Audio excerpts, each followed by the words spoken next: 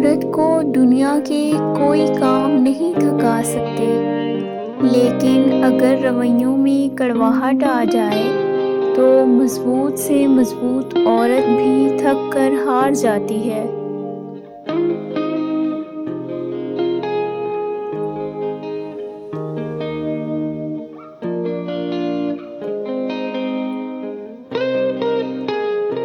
زندگی جیسے جلانی تھی، جلا دی ہم نے،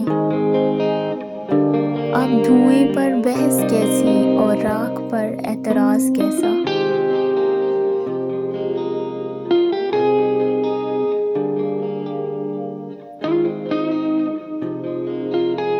جب میں نے نفرت کرنے کا ہنر سیکھ لیا، تب مجھ سے کسی نے محبت کرنی شروع کر دی۔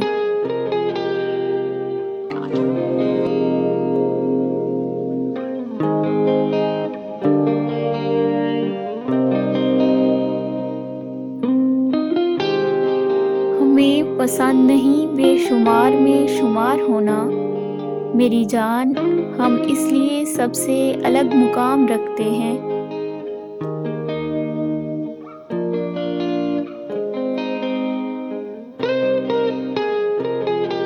یہ سکون کی عدم دستیابی کا زمانہ ہے، جسے نیند آ گئی وہ خوش نصیب ہے۔